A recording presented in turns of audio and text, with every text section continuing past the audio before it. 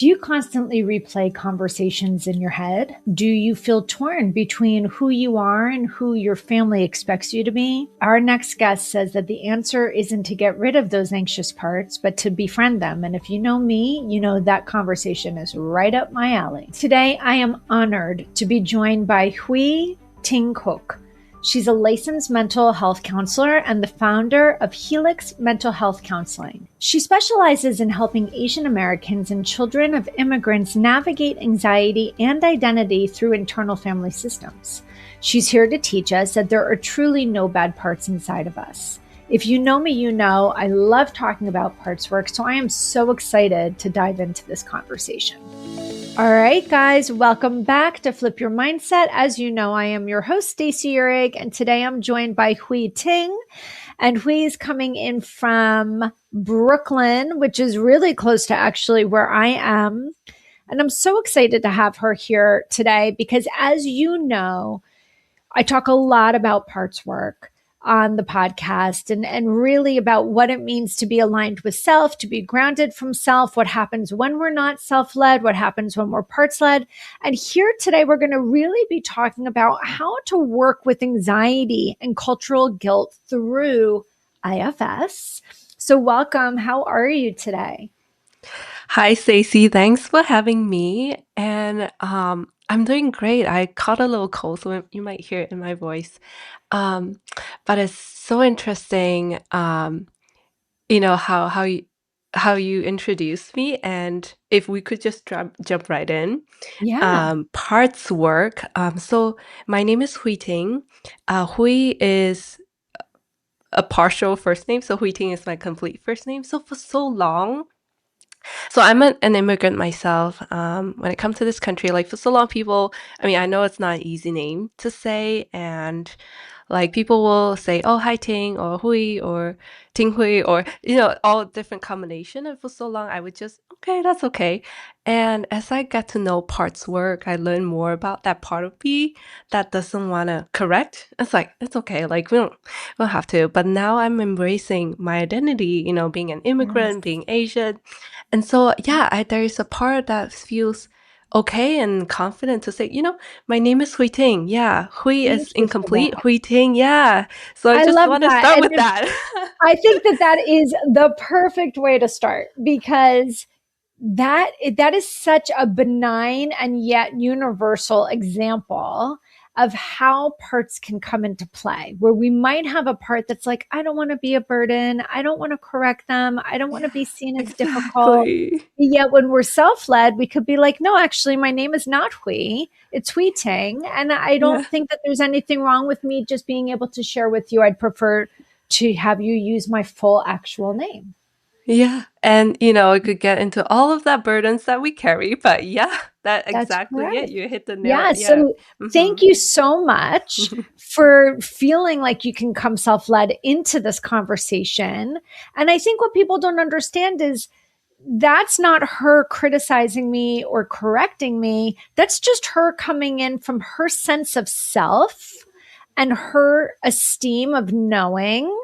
Actually, that's not my name. My name is Hui Ting. And Yeah. from my seat, my parts can say, thank you for being so Yeah. honest and so open about that. And that's a good, really great example of how we can use our parts in connection and relationships in a Yeah. healthy way without me. I don't have an embarrassed part or a part that feels criticized or worried like I made a mistake because I'm also bringing my self energy into this and just Mm-hmm. recognizing you are you and I am me. And okay, thank you for letting me know. Right. Mm-hmm. So, people are going to hear us talk all about internal family systems and parts work today. But I think we all get into this kind of work from maybe an experience that is meaningful or near and dear to us. So you niche specifically in working with Asian Americans as well as children of immigrant communities. So what brought you into that specific niche and why do you use IFS in that space? Yeah, so my background, I was trained in I graduated with a degree in counseling and I started working at an outpatient substance use clinic.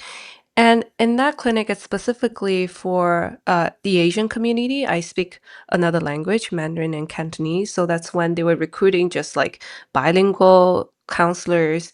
And I was recruited, and that's where I started my career, just spending years there and working with the Asian community. And then I left, I started my own private practice. And I feel like my niche found me. I didn't specifically look out Yeah. for Asian clients, but the people that I attract are Asian. So I always like to say my niche found me. And so I've been working with a lot of Asian clients. A lot of them are first generation, second generation Asian Americans. And I found IFS like maybe 2, 3 years ago at a book club. Someone just mentioned, parts work is amazing. I was like, what's parts work? And I read the book and I was like, wow, this really resonate. What resonated most was the non-pathologizing language, Yes.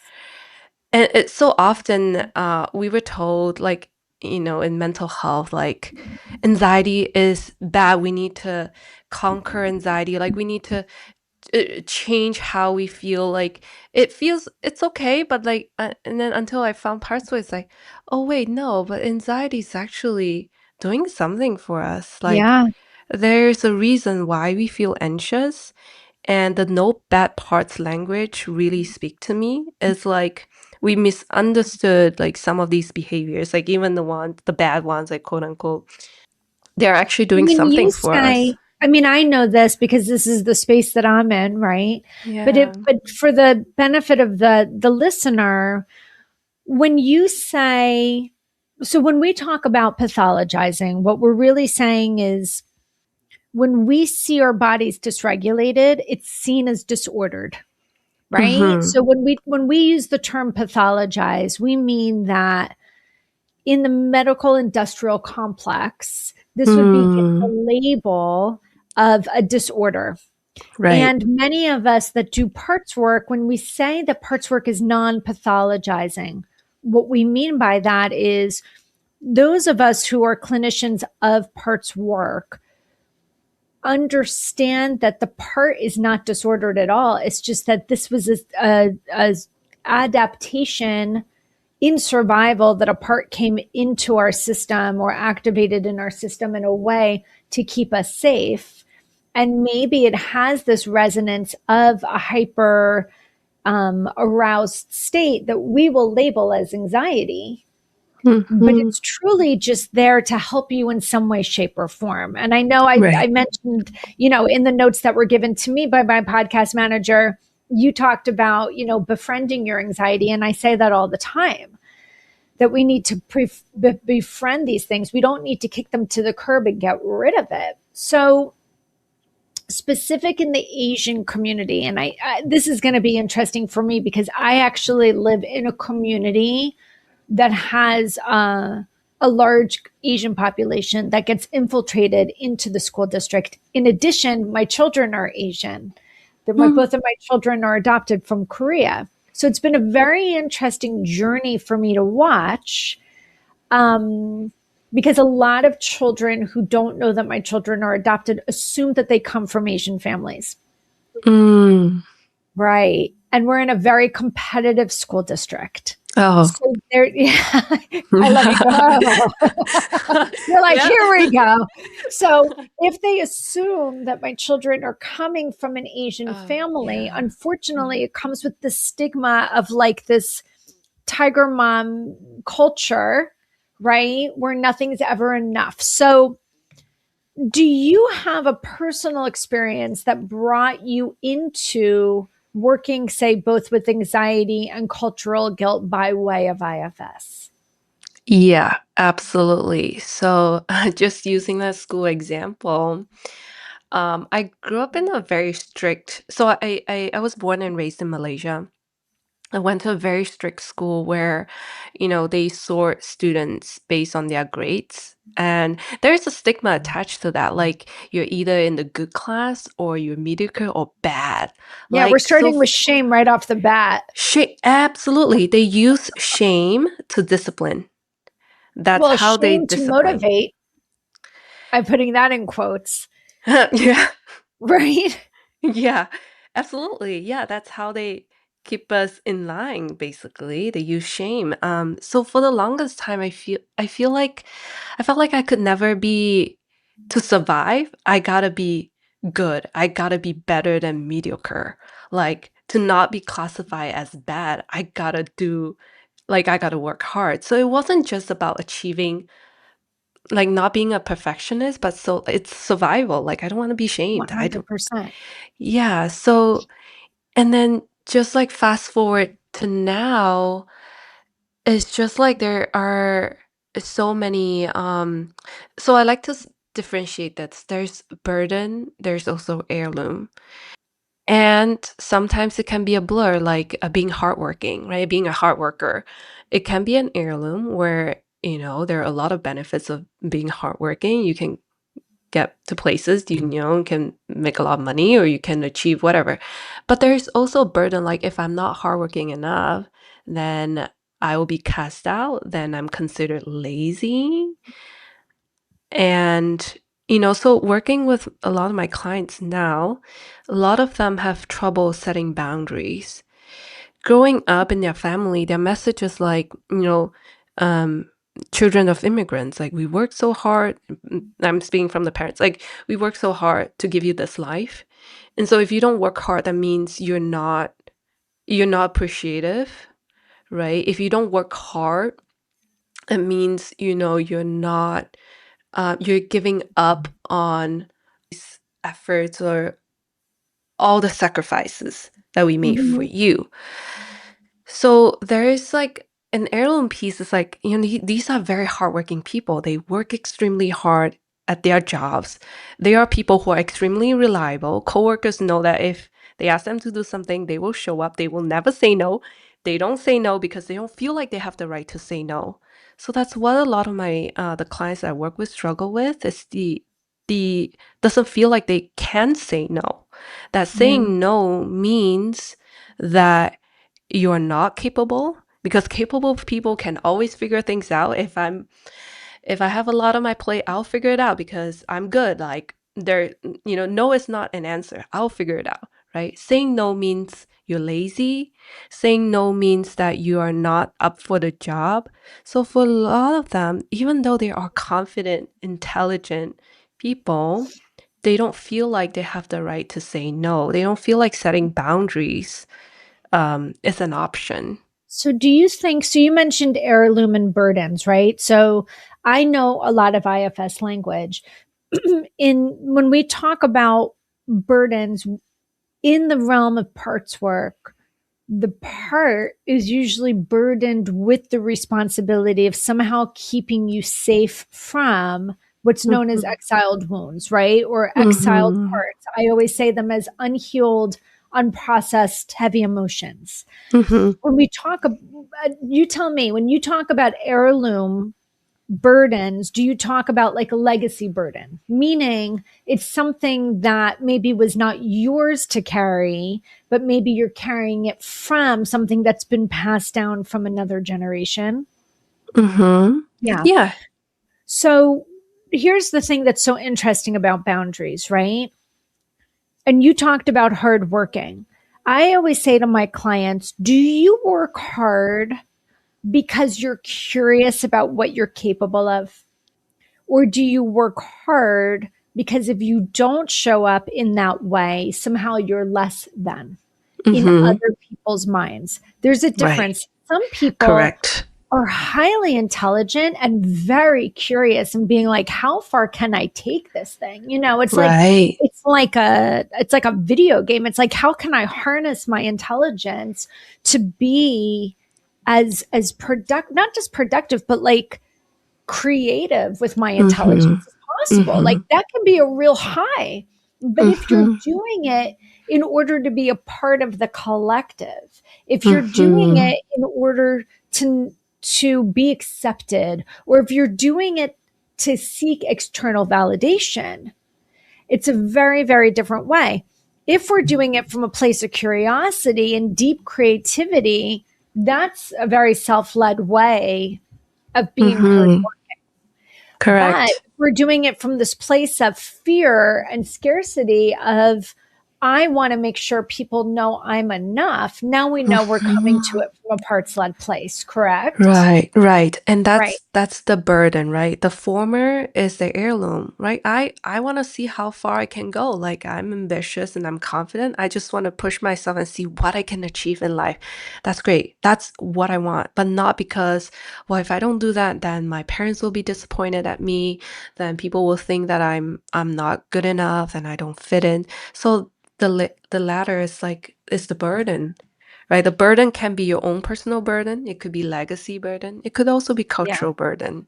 So, and I want to, that's kind of where I want to go with it. Like, you work specifically with the immigrant community, and within that, even maybe more niche down to an Asian American community. I do a lot of work with intergenerational trauma with my clients, Mm, right? So, again, going back to the boundaries, is it possible that their parents, like say your client's parents, and their parents, so the grandparents, didn't have the, I'm going to put in quotes, the luxury mm-hmm. to say no? And if Mm-hmm. we know that we carry the burden, no pun on IFS, but if we carry the burden of 7 generations, Right. now we're talking 500 years. So, Mm-hmm. what does our culture look like? What does our family system look like 500 years ago? Where are they working? How are they surviving? Where are they getting their income? What's their housing situation? What is their relationship situation? And time may not be a luxury that everybody has. Rest Right. is very unlikely anything but a luxury. And so Yeah. saying no is also a luxury. And so, how do you use that in your work and understanding that? And how did that influence your own lived experience to give you empathy in the work that you do? Yeah. It's first is to recognize that, oh, what's your own and what's not yours. Amen. Right. And like burden, it can be your own lived burden. Like say for example, if I just wing it, I know in school, like I don't study, I just play, whatever. And I got really bad grades and I got laughed at, punished. What that's my own burden. I learned from my personal experience. If I don't work hard, there will be consequences. That's your own burden. What's not yours is what you just said, like for example, money too, like the scarcity mindset, like counting down to the pennies because maybe previous generations they have to do that to survive. You Mm-hmm. can't just spend money without thinking about it. Now just speaking personally, the other day I had like it's a funny story, but I had leftover food, right? It's been like 3 days old. There's a part of me that feels like, oh my God, do I really want to waste it? Like I shouldn't waste. That's a cultural burden. Like I was told growing up that you shouldn't waste food. Right, because back then, like wastage is like you can't, like you don't even have enough. How can you waste? But Right. somehow, like I'm able, like this, the food has gone bad, but there's still a part of me that wonder, should I still save it? Like, that's a cultural burden. Like it's not mine, but it's been passed down generation to generation. The idea that wastage is bad, you shouldn't waste, you should always save. So that part is not mine. That's not my lived I call that experience. I call those invisible contracts, right? Those are unspoken rules. It's like Right. nothing was ever explicitly maybe said about it. Mm, The way maybe somebody is observing the way that their family system works, not their internal family system, but that family constellation that they're in. And then there are these unspoken rules, these unwritten contracts of this is the way things are done. But we don't take into consideration they absorb that from generations before them. And maybe that's mm-hmm. the way it needed to be done then Right. in survival, but we're Right. not in survival now. Correct. Correct. So the first step is to recognize what's yours, what's Yeah. not yours. And if it's not yours, can you let that go? Sometimes people don't want to let them go because of what it means to their family. Let's just say, using the same example, like being hardworking, right? It's, previous generation, if you're not hardworking enough, you cannot make a living and you cannot survive, literally You for could die. survival. Yeah, Right, you die, right? And now, like, we are pushing ourselves past our limits, right? How much of that is lived experience? So how much of that is passed down? If it's passed down, okay, that's what my mom was like growing up. She's always very hardworking, doesn't waste time, always filling every second with something productive. So I always got to be productive. So with that, keeping that in mind, okay, that's my mom stuff, and also my mom's mom stuff that's passed that's down. correct. And today, so do I want to take that as an heirloom? Like, I like to be productive instead of just strolling on social media, like, not really learning anything. I could be reading a book or, doing something else. Do I want to do that? Or is that now a burden? Like, I'm pushing myself, chasing after every shiny objects, right? Just wanting to do more and more and more because of that burden that my mom carried, that my grandma carried. Right. And the So, question is, what's the yeah. messaging behind the do more? You mean like the burden? Yeah, well, it's like do more because I just love to do it, or Right. do more because if I don't, then somehow there's some shame associated with that. Correct. Yeah. Yeah. So differentiating that, right? If it's the former, then that's self-led. Then, it's Right. you making the choice rather than having your parts take over. Like, yeah, if this or else, right? There's like bad thing will happen if we don't do this. Mm-hmm. Mm-hmm. How do you distinguish with your clients the difference between shame and guilt? Yeah. So shame is when you do something that goes against the cultural norm or rules, and that's valid. So let's say rules like, you don't this is like a really bad example. Let me see if I can think of a better one. The one that pops up was like, okay, that's too extreme. um let's say punctuality, right? It's a value, it's a shared value in your social circle. And if you're not punctual, right? Let's say you show up an hour late and you feel shame because that goes against the shared value. Guilt is what you set for yourself. So it's not cultural norms, but for yourself. Like, I am a punctual person. That's a value that I embrace, right? If I don't show up on time, then I feel guilty. That goes against my own personal So I see it a little value. differently. Here's the way I Yeah. simplify it for my Yeah. clients. If I say to them, is that shame or guilt? Hmm. They go, I don't know. And I go, well, do you know the difference between shame and guilt? And they're like, I may not. I'm like, okay. So it gets pretty simple. Shame is something I did. I'm sorry. Guilt is something I did. Shame is who I am.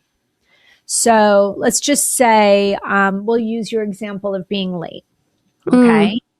If I'm late, that's something I did. I did not show up on time. And so I have guilt that maybe I held everybody up, or I have guilt that I didn't show up on time because that's what your expectation was of me. This is something Mm-hmm. I did, and I feel bad that I did it. Shame Mm-hmm. is because I did that, I am a bad person. Shame is how it reflects on you. So, for Mm. example, um, it's bad that I was late. Shame is I am bad because Mm. I was late. Mm. Guilt is I feel bad that I had that argument with that person. I'm sure Mm-hmm. that that made them feel really, really bad. Shame Mm-hmm. is, I'm an awful person for having said that. Mm-hmm. It's how you inflict that experience onto your perception of yourself. So, do you see that with the clients that you work with, that they carry a lot of shame versus just having guilt? Yeah, absolutely. And when we speak in the cultural sense, it's like we have all these cultural values or rules for a reason, like harmony, maintaining harmony, keeping the group together. If people don't share the same value, they get cast out. And for the benefit of the group, right? We don't want people who don't share the same values. That's a culture, right? Like So, can you if, explain that a little bit more? Because, yeah, like, I did not grow up with that. got it. So, explain for the audience what that looks like. Yeah, so there's a huge thing with in the Asian community is the concept of filial piety. Are you familiar with that term? No. Filial piety. So it's the idea that you have to respect your elders, like your Okay. parents, that you cannot disrespect them. When they're old, you're expected to take care of them, because if you don't, then you are an unfaithful child, you're bad.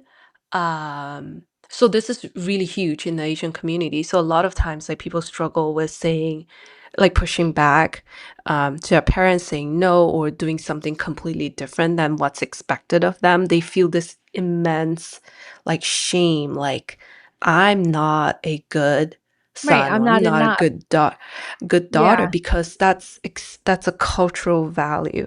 So people who don't follow that, they will be cast out like by the culture, like, wow, this person's son or whatever is so, is bad. Like they don't even care about their parents. That's what people relatives will say. They will literally say that, like, don't be like them because they don't care about their own parents. So that's the messaging that a lot of my clients get, like growing up. So that shame is when they do something that doesn't conform to the cultural norm, Yeah. because then they feel like they don't belong to the family. And that can be very scary, like growing up And in that family. again, do you Yeah, feel like those, I'm going to call them man made constructs, the cultural right. norm? Absolutely. Okay. Yeah, they are all. Are these man made constructs, again, developed generations back out of survival, Right. but are no longer appropriate for modern day times? So that's a huge part of my work is to learning to differentiate what betrayal means. Because a lot of them feels like if I push back, then that's a betrayal to my family. So a lot of times it's really hard. Like I'm talking about relationship with their own immigrant parents, Yeah. right? What their expectations are of their children, and the children, my clients, struggle with that. They have, on one hand, they hold like the traditional norms, and on the other hand, they're living in America with a different sets of rules and expectations. And one is like, what is our culture want? So family oriented, everything, like you think about your family first, versus here, like you think about yourself. What do you want for yourself? Not Yeah. doing what But your is parents want that for even you. an option? Or are they just taught to completely deprioritize their needs to meet the needs of the elders? Right. And so when they do that, when we introduce that, then there's again this like filial piety concept. Well, if I focus on myself, then I'm not a good daughter. So a lot of times we just negotiate with all these beliefs, just unpacking how much of that beliefs makes sense, how much of that is relevant in today's time. This is that applicable to your life now, not your parents' life, not your grandparents' life. It's just differentiating that. And so working with communicating with their parents in a way that doesn't seem like they're ungrateful or showing a sign of betrayal if they do something completely Mhm. different for themselves. So that's a part of my work, like a huge part of it is just negotiating, just balancing these very different sets of beliefs, making them feel confident in pursuing their own choices, not driven by those burdens. Hmm. That is fascinating work. And, what's going on in my mind is, of course, this is where the boundary setting comes in. This is all Right. about who am I, what matters to me, and whether I'm working with somebody from an immigrant background or not, like first generation here or second generation here as well. What I hear is, I don't even know who I am, or I don't even know what I like or what my needs are, because I've never been able to even align with any of that, because it was always Mm. about making sure that I was in alignment with what everybody else wanted. So do you see that as Mhm. well? Yeah, and it's that step of understanding the fear, right? Right. Like boundary setting, right? It's I can teach my clients how to set boundaries, but they're not going to implement it until they they feel like they have the right to do that. So they're So seeking safety. no, that's the gap. That's where the cultural piece is missing. Like, maybe people from the outside can just say, well, it's very easy if you set boundaries, then you won't be so burned out. But what's missing is that, like, we don't understand why it's so hard to say no. And that's where I come in, like just exploring what does it mean for you to say no? And then they'll start listing out all these concerns. Then Right. we can work with those concerns.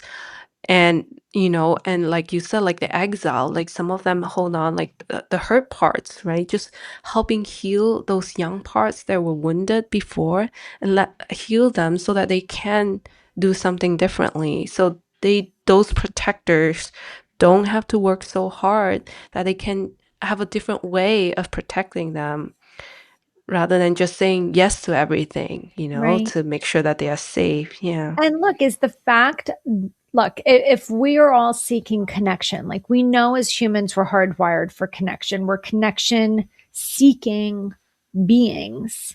And if the cultural unspoken rule and the cultural unwritten contract is, you either show up as X or therefore you get exiled and you get Mm-hmm. ostracized, then Mm-hmm. there's a real true fear, not just a perceived fear of, if I show up in my truth and stand up for myself, I actually could be disconnected because my own parents are not doing their own work to Mm-hmm. figure out if they actually agree with that agreement Mm-hmm. or not. Is that Mm-hmm. fair?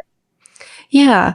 And so the interesting thing with parts work is that even if other people in your life are not doing parts work, once you get to know your parts and develop, like, have so much compassion for why they do what they do, Yeah. that expands, that compassion Yes, it does. expands, because now you see everybody else as they all have parts. Like, even when my That's parents, like, right. if they misunderstand me, oh, I know it's not them, it's their parts. And they have this like awareness and clarity. It's like, yeah, I know it's not all of them, it's a part of them. That's right. And then Yeah. now you have compassion for the other person. It's so interesting. Do you ever do genogramming with any of your clients? Only mentally, not like, we don't really sit down Okay. and do it. So Yeah. sometimes I'll actually give my clients like homework to genogram, and I'll explain to them Mm. what it is, and then they come in, and my question is always, what did you learn from Mm. this exercise? It's like homework, right? Yeah. Especially with my clients that are first generation here, Mm. that are either Asian, South Asian. I see a lot of that. Okay. Even European. What we see is the the relationship that they might have with a parent is likely, they're coming to me because the relationship is toxic. Okay. Meaning it's unhealthy. It's Mhm. dysfunctional at Mhm. best. What they can see very often is, my parent doesn't understand that this is dysfunctional, because what they received was even more dysfunctional. Yeah. And they Yeah. actually broke the cycle ish with me, because they did it better than how they received it. And so therefore, I have Yeah. nothing to complain about because you don't know what hard is. Uh, Right. And yeah. so when we do this exercise, I just had a young man I was working with that came in that was like, wow, like this was a really powerful exercise because I can visually see the burden that my parent Yeah. and that when whatever was on the receiving end of, even though it was horrific, was still better than what they got. Here's where the crux comes in. Then Hmm. do I have a right to be upset with my parent? And my answer is always, well, here's the duality of life.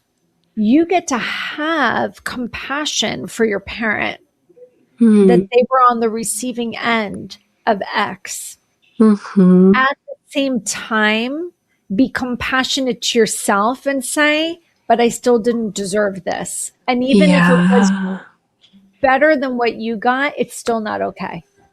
Yeah, and just the ability to hold both truths, that they It's a can be very both truths. challenging thing to do because they're like, well, then which truth is true? I'm like, both. That's called duality. And they're like, Yeah. well, I don't like that because I like to have just one clear path. And I'm like, well, that's not the journey, my friend.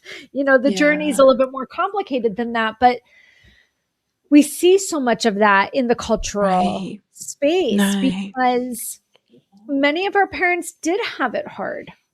And Right. they do think they did better with us. In many ways, they probably did do better with us, hopefully.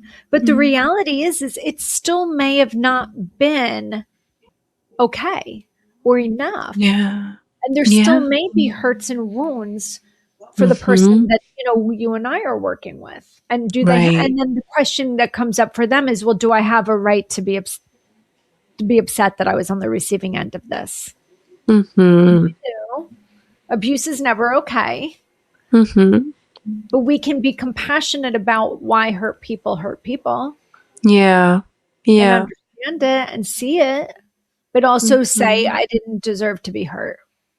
Absolutely. Absolutely. Yeah, this is what you said earlier really resonate with a lot of my clients. Like, well, do I have a right to complain? Like, I don't Right. like, my parents had it harder. Like, who am I to complain? I'm so privileged. Like, this is why I hear it too. Like, I'm so privileged. I have all these. It doesn't feel right to complain about all these. I know other That's the people have it cultural harder. guilt. Right. Yeah. Yeah. Yeah. And so sometimes, working with those hurt, like, what we did in session doesn't have to really like you don't have to suddenly be like very different around your That's family, right. but the way you relate to them will feel different because you have done the work, that you have all these awareness of where these feelings are coming from. Like doesn't mean like tomorrow you can expect a different mom, or they might still be the same, but the way you relate to them is starting to shift with heart's Well, work. and now you have different language because whether it creates the impact you want or not, you have more agency should you feel Right. comfortable doing it to say, I can recognize that you had a challenging experience growing up, but I also don't like the way that you treat me. And I have a right to Yeah. say that I deserve to be treated kinder. And Right. if that's going to be a hard thing for you to do, then I'm going to have to create some space for myself. Yeah. It's the agency, It's right? the The agency. choice.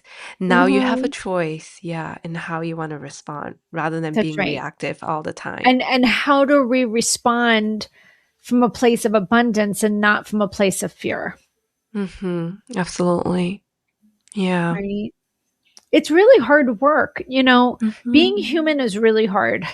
Mhm. And being a child is really hard, and being in connection with people can be very challenging because all of this exists. And I think what you and I do, and all the people that are in the same space as us, is what we're really trying to do is help people be compassionate about their humanity and Mhm. find a way to relate to to other people, understanding they too have their own parts, they have their Yeah. own exiles, they have their own unhealed wounds, they have their own invisible backpack with every lived experience, every coping strategy, every adaptive or maladaptive survival technique, and that you're likely not connecting with the person at their self. Mm-hmm. And then what do you do with the fact that you might be self led in a moment while you're dealing with somebody that's still very parts led? Mm-hmm. Is that a question? No, it's just a statement. Yeah. Yeah. But Yeah. that's how I see it going down for a lot of the work that you and I do. Yeah, absolutely. And how wonderful it'll be if everybody, you know, knows like they have all these different parts, like the protective Mhm. parts, and I think the world it will look very different. It would look very different. And just even learning the language. Like I had somebody say to me the other day, I need my husband to do X. I need my husband to do X. It's the only way this is going to work. And I said, okay, well, let's add some parts language into that. So if you were to say it a little differently, and you said something like, I have a part of me that feels really strongly that I would like my husband to do X, Mhm. because if my husband doesn't do X, that leaves this part feeling fill in the blank. She's like terrified. I'm like, there it is. Yeah. It's not that you need your husband to do X so your husband is better. You need have a part of you that needs your husband to do X to navigate your own nervous system. Right.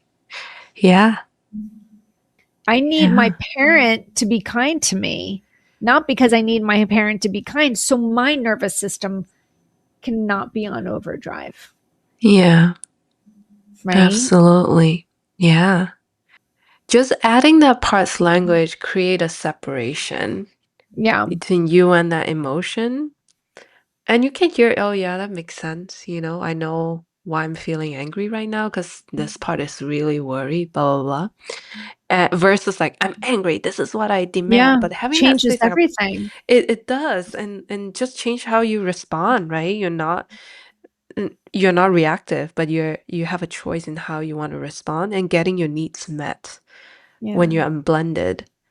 Yeah. And also, if somebody is sharing something with you that you feel reactive to, it gets you to stop and pause and go, wow, there's a part of me that really feels activated by that statement, Mm, right? And then if you have the awareness to say, that part of me feels really protective of A or B or C or D or whatever, I find it diffuses the person on the other side, absolutely. because you don't make it about them.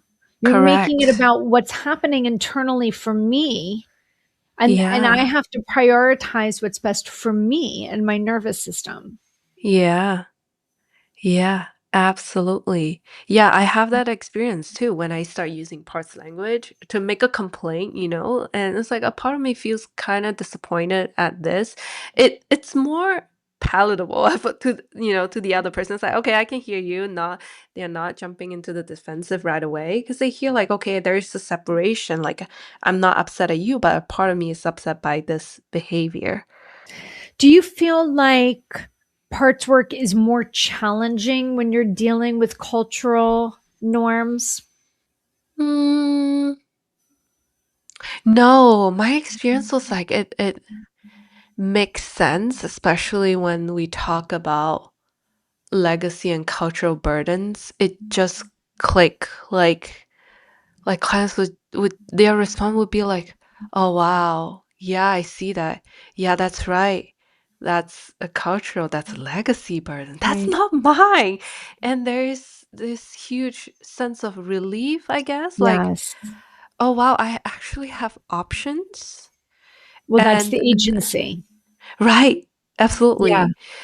So And they really resonate with like the heirloom and burden language, like sometimes it's hard, it's like, well, what should I do now? Like, do I start becoming this other person? I'm like, well, you can still embrace being a hard worker, but because you take pride in that, not because if you're not a hard worker, then you feel like shame, right? That's the difference, right? And Yeah, yeah, yeah. and they can start making choices like, okay, who do I want to show up tomorrow? Like, am I choosing to do this because that's really what I want, or That's it's right. driven by fear and shame? Yeah.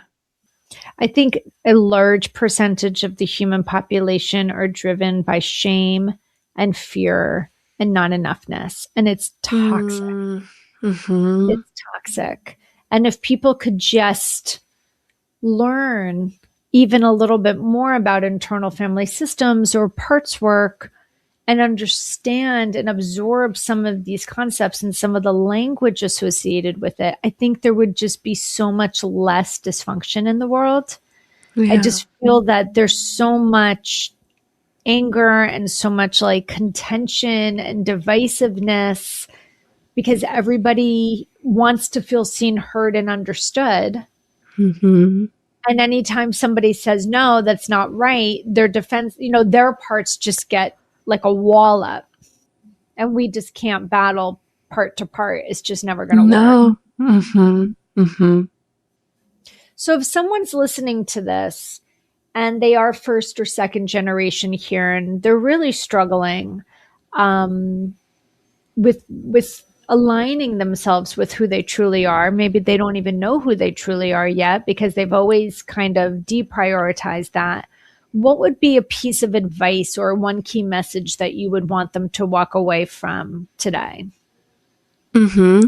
Yeah, I would say start noticing, draw attention to your behavior, your actions, everything that you do. Perhaps just pause and check in on the intention Yeah. behind it. Like, I'm doing this. Is it because if I don't do this, something bad will happen? Or, someone will be upset at me if, I say no to dinner plans, right? Am I doing this because I want to do this? So just like start noticing what's Yeah. driving your actions really, right? Like, and then you can perhaps gain more clarity around that. And one thing I also like to ask is that, well, what are you afraid would happen if you don't do this? Right? That's right. A part of me that's huge is anger part, right? One time I asked my anger part, like, what are you afraid would happen if you're not angry right now? And then this part was like, well, then people will step all over you. I was like, oh my God, that makes so much sense. And Yeah. then I come like, yeah, you're so right. So I can change my tone. Like, I can't be soft because, it's not the time for that. So I'm very, very firm. I'm assertive.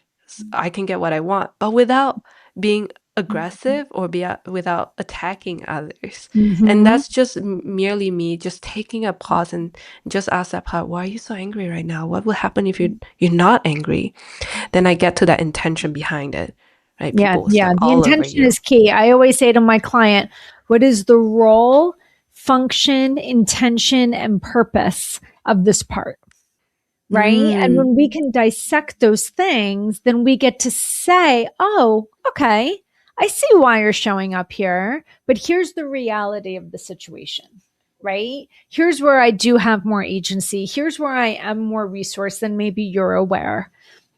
And so I always say to them, envision, I do this a lot. I'm like, envision all your parts that you're feeling internally and almost call like a company wide meeting and then envision what that looks like for you. Like for some hmm. people, they have it like around a campfire. For some Yeah. people, it's something else. For me, it's literally a glass room. It's like a room where like three or four walls of it are glass. And I Yeah. can't see the faces of all of my parts, but they all have like an energy to the way that they show up in the space. And if Yeah. I feel like I have this inner turmoil, or if I almost feel Mhm. like the inmates are running the asylum, like if I feel like I'm not in control of myself, Mm. I will visualize and internally say, I want an company wide meeting. And I envision all of my parts coming into this glass room, and some of them are like angry, like doo, doo, doo, and then some of them are like la di da coming in. But I always envision myself at the long end of a long table, and they're all sitting around the table. And then I say, okay, and this is kind of me and my self leadership. I'm like, I see you're all running amok. Everybody here thinks that they are my most loyal companion, my ride or die BFF, and you all are. But you're making it very difficult for me to make a move because everybody's prioritizing that they think they know exactly what's right for me in this moment. So here's what's going to happen. I'm asking everyone to stay in this room. I'm going to go on the other side of the glass wall. I'm going to shut the door. You can see me. I can see you. But I'm going to be the one to go out and try to approach this from me, from my self energy. If I need help, I'm going to give you guys the little wink and I will call on who I need. Because you're all very valuable. Right. But in this moment, I'm putting you all behind the glass window, all behind the glass door. Yeah. And I'm going to ask you to just stay here and allow me to lead this. And I will call on who I need when I need it. If I need something to be firm, I'm going to call on you. If I need something to be a little bit placated and a little bit more people pleasing, I'm going to call on you. You have to let me go outside of this wall by myself. If that makes you uncomfortable, you can have the tantrum on the other side of the wall. I got to be able to do it. But it's taken me years to be able to build that connection and that relationship with my parts. Absolutely. Where they will trust that I can do that on the other side of the wall by myself, and also trust that I will call on them. Right. If That's I find absolutely myself in a bind. But I do help my clients create that visual. Yeah. And everybody's is different, right? For me, just because I've owned so many businesses, like that's just the way I see it. And I love that. I love that visual. Yeah, but like everybody's is different. And like, again, I've had one client that's like, oh, all my parts were sitting in like Adirondack chairs around like a campfire. I'm like, that's great. Like whatever works for you, you're going to innately know what works for you. Yeah. But to be able to create that visual, I think there's something in the wiring when you can visualize that, it kind of brings it all together. And you can feel that decrease in your nervous system and that activation pretty quickly when you can start to garner that kind of connection with the part, right? So I don't know. I find it all very, very fascinating and interesting. It's the relationship building between you and your And the parts, right? parts. And the trust. And may I also add that when the parts say, no, I don't trust you, what I like to ask is that, how old does this part think you are? Amen. Because sometimes they're seeing another part of you. They're not seeing you. They're seeing this other scared part who can't, you know, stand up for herself. So this part got to be angry because, it's Well, protecting that young one. and So it's then, funny you bring it up yeah. because, off camera, I was telling you I'm trained in rapid transformational therapy. And when we were trained in that modality, when I was trained in that modality, they train you in a very systemic way. It's like a year-long training. And at one point, you are introduced to a piece of the model that's known as RFPI.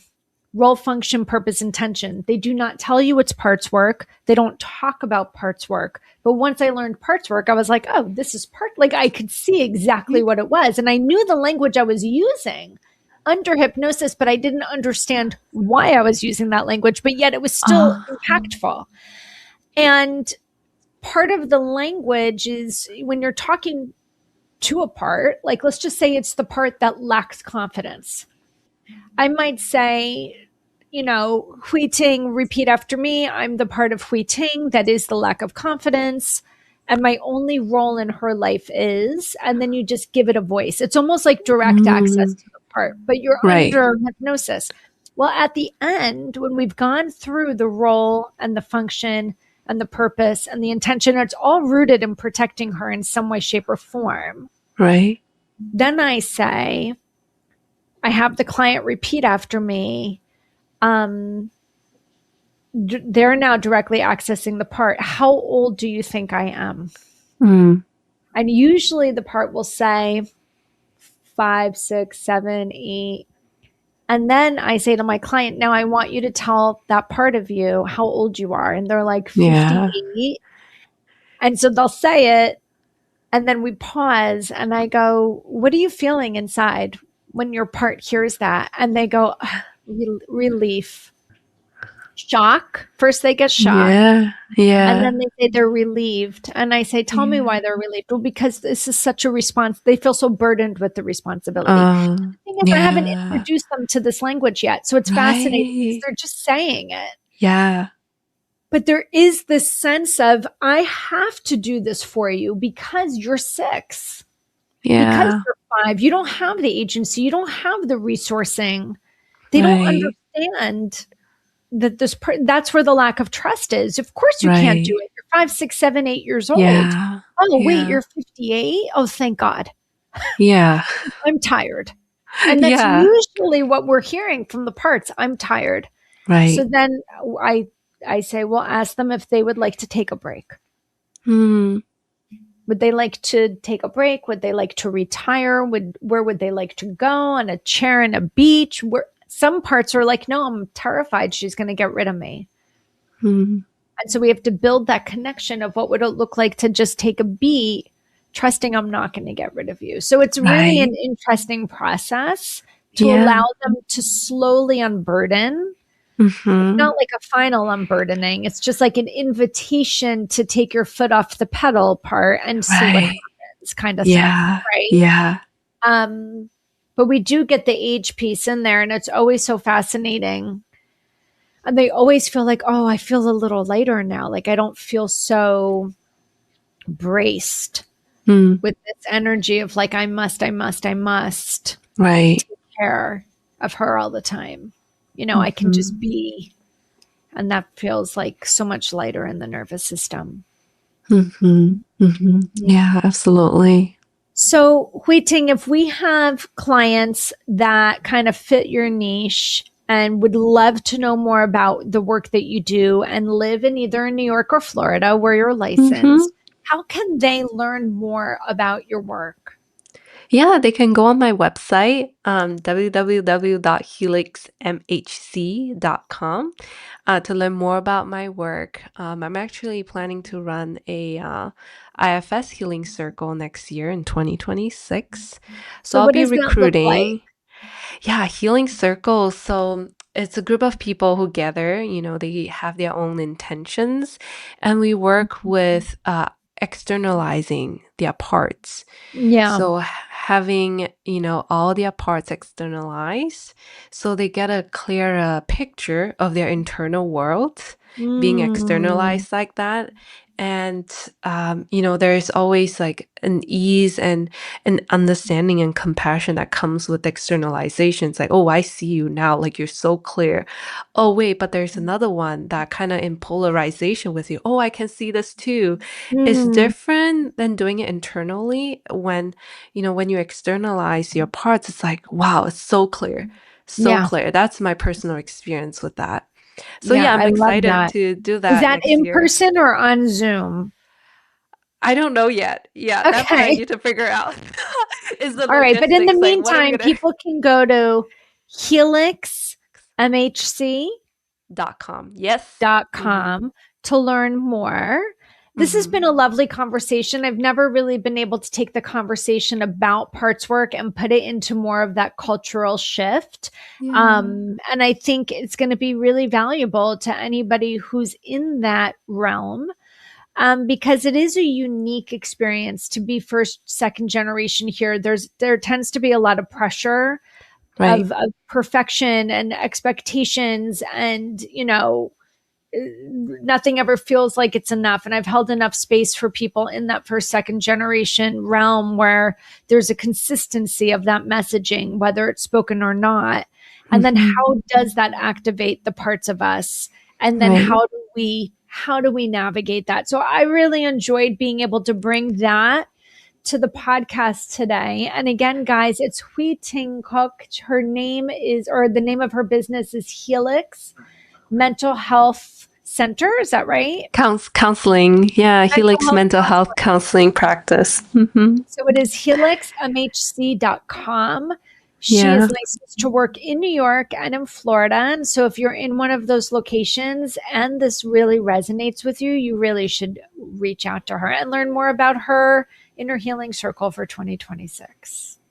Thank you so much, Tracy. Thanks for your invitation to be on this show. I'm really glad I'm able to speak to you on this topic. Yeah, it's been really a pleasure. And guys, as you know, I will always say we cannot heal what we do not understand. If this episode resonated with you, please subscribe so you can be notified of when the next podcast will be dropped. Plus, the more subscribers we have, the more it gets pushed out as potential contact and content to other people. So if you like it and you want more people to hear about it, that's a really great way to support it. If you think this could resonate with someone that hasn't heard it, please share it with them. And of course, if you're listening to this on any of the podcast platforms, any kind of rating or reference on that would be really, really helpful. Any kind of feedback. But really, at the end of the day, I just hope that you learned something today because we cannot heal what we don't understand. And it is my hope that I will see you again on the flip side. Take care.